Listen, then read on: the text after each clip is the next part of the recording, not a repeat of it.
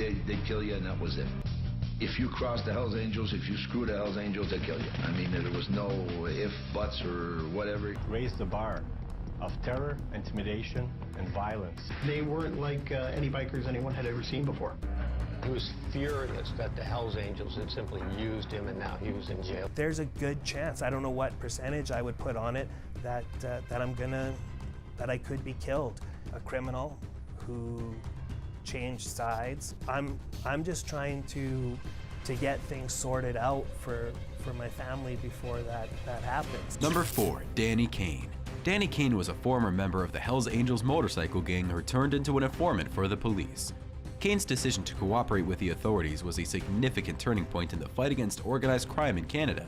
Kane was born in Newfoundland, Canada in 1963. He moved to Toronto when he was 18 years old and soon became involved with the Hells Angels. Kane was a member of the gang's elite Nomads chapter, which operates outside of any specific geographic area and is known for its violence and criminal activities. The mystique of the gang captures the imagination of so many young men.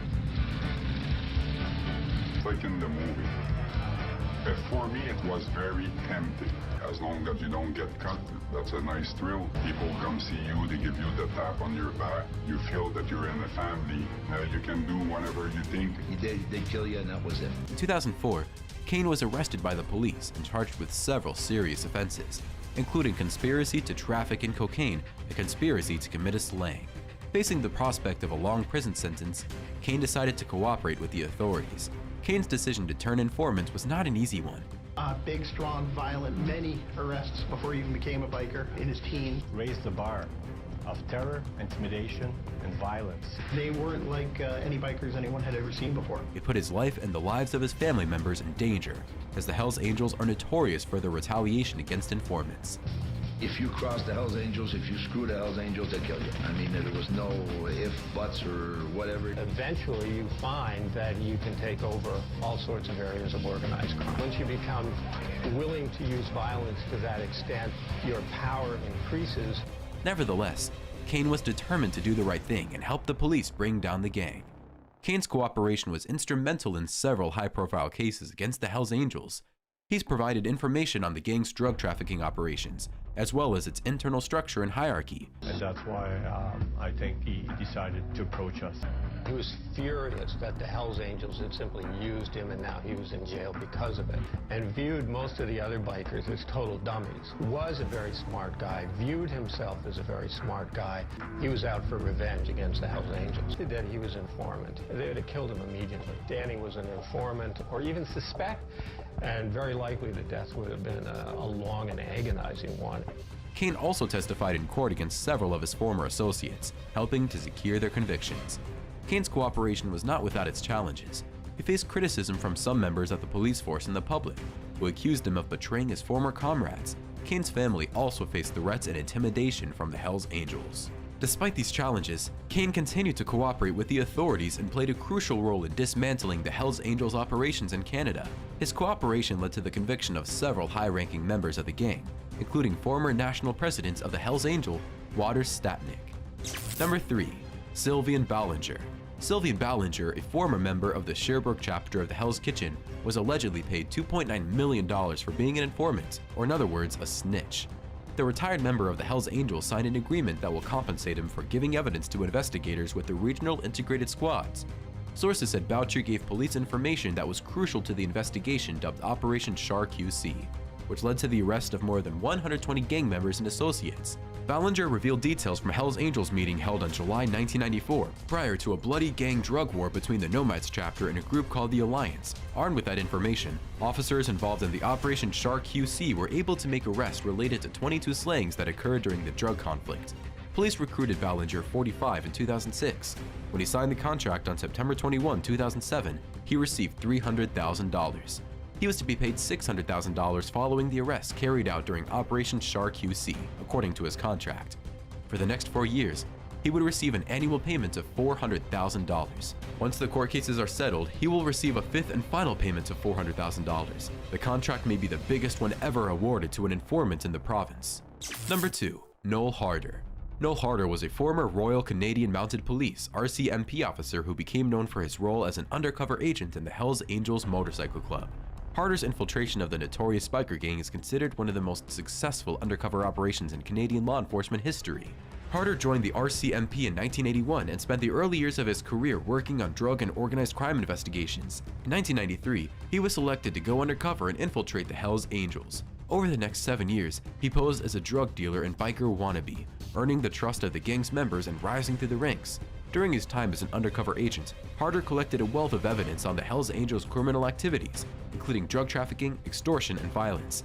McLaughlin was a Fallen Saints gang member. Well, this was a written judgment by Judge Mativier. She was the judge in a case for a guy named Clint McLaughlin. Among other things, he was up on a host of weapons charges. And in that case, Noel Harder was a key witness to get a conviction that, his credibility issues were the reason that she could not convict McLaughlin of these host of weapons charges that he was facing. In her written statement released this week, Mativier basically said that Harder was not credible enough. He participated in drug deals and other criminal activities, often putting his life at risk. His work helped lead to the arrest and conviction of dozens of Hells Angels members and associates. Despite the dangers of his work, Harder remained committed to his mission. He endured years of isolation from his family and friends and faced constant danger from the gang members he was investigating. He also struggled with the psychological toll of living a double life, including depression and anxiety. In 2000, Harder's cover was blown when a fellow RCMP officer leaked information about his undercover role to the Hells Angels. Harder was forced to flee the country for his own safety, leaving behind his wife and children. There's a good chance, I don't know what percentage I would put on it, that I could be killed. A criminal who changed sides. I'm just trying to get things sorted out for my family before that happens. He eventually returned to Canada and retired from the RCMP in 2003. Harder's work as an undercover agent had a significant impact on organized crime in Canada. I'm sure the word snitch probably exists in a different way in the Bible. Police can't make a dent in organized crime without a snitch. You need a snitch. Snitches go back to the beginning of time. His evidence helped dismantle the Hells Angels drug trafficking network and disrupted their criminal activities. But he didn't get what was due, even after giving his life for the work. Harder was ejected from the Witness Protection Program despite a reported $2 million bounty placed on his head by organized criminals, was arrested for having a gun in his car, spent more than 700 days languishing in solitary confinement as he awaited trial, and was released completely broken. Project Forseti was this big biker bust back in 2015. There's worth of drugs seized, a bunch of guns seized, and Noel Harder was the central informant in all of this entire bust. So, those millions of dollars. And, all along, defense lawyers have questioned Noel Harder's credibility. These are the defense lawyers for the bikers. He was the one that was essentially snitching on other members of the Fallen Saints motorcycle gang, and so it could have some pretty big implications going forward. But when a judge is actually questioning his credibility, it's a lot more than a defense lawyer for a biker who's trying to defend his client. His wife of 20 years said. In 2022, Noel Harder passed away from heart complications.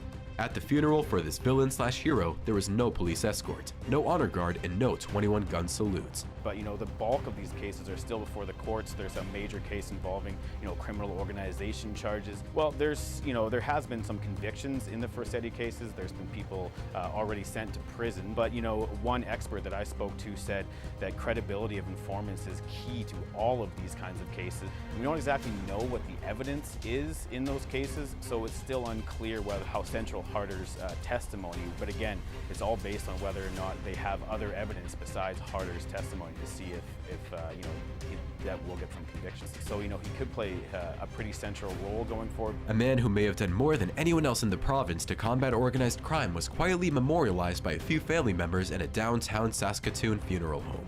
Number 1. Stephanie Gagné. Stephanie Goddess Gagné, whose nickname means Old Dirty Shoe in English, is probably the most well-known informant to testify against the Hells Angels. Gagné reportedly started selling drugs in school when he was only 13 years old. A few years later, to support a cocaine and PCP habit, he began breaking into homes and businesses. By the 1990s, Gagné was selling large quantities of drugs in the Hochelaga, Maisonneuve area. In 1994, the Rockers, a Hells Angel puppet club, began to pressure Gagné to purchase his drugs from them. That's when he first met Hells Angels leader Maurice Mom Boucher, and as the biker war broke out with the rival Rock Machine, aligned himself with the Hells Angels. Gagné was arrested for selling a kilogram of cocaine to an informant and sentenced to 2 years less a day. But prison gang fights got the best of the situation. Authorities refused to transfer him out of the prison at first, because he wasn't on their list of Hells Angels associates, but finally realized the violence would not stop and shipped him to Sorel prison in early 1995. At Sorel, Gagné and Boucher, who was serving time there for gun possession, began to spend time together. Gagné said that Boucher was very happy with the sport Gagné showed at Bordeaux. Later in 1996, Gagné came up with the idea of parking a stolen van loaded with dynamite in front of the Rock Machines clubhouse and blowing the place up. He was arrested though and convicted of stealing a van and sentenced to 6 months.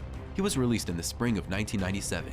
On June 26, 1997, Gagné and Andre Toots Toussignant followed prison guard Diane Levine as she drove home after a shift. Dressed in black jogging suit and riding a Japanese motorcycle, the two pulled up beside Levine's van and Gagné opened fire. Levine, 42, was destroyed. On September 8, 1997, the bikers struck again. This time, it was Paul Fontaine who participated in the hit with Gagné. The two ambushed an inmate transport bus. According to Gagné, Fontaine jumped on the vehicle's hood and pumped 3 shots into prison guard Pierre Rondeau, destroying him. Gagné shot another guard, Robert Corriveau, twice, but he survived. The bikers fled the scene in a stolen van. Gagné was rewarded for participation in the slayings by becoming a prospect for the Rockers. Fontaine and Toussignant were made prospects with the Hells Angels Elite Nomads chapter. Police arrested drug dealer Steve Boyce on December 4, 1997. Boyce flipped and told police that Gagné was behind the slayings of prison guards Diane Levine and Pierre Rondeau. Authorities picked up Gagné 2 days later and decided to spill his guts and come clean. In exchange for his testimony, he received a 25-year sentence. The jury was not convinced by Gagné's testimony, and it took many years to build a case with enough evidence. In May 2002, after 11 days of deliberation, the jury reached its decision: guilty. Boucher was sentenced to a life in federal penitentiary without the possibility of parole before 25 years. The ruling shocked many who expected the Hells Angel to be acquitted yet again. The conviction would have been impossible without the testimony of Gaudas Gagné. That's all for today, folks. See you next time.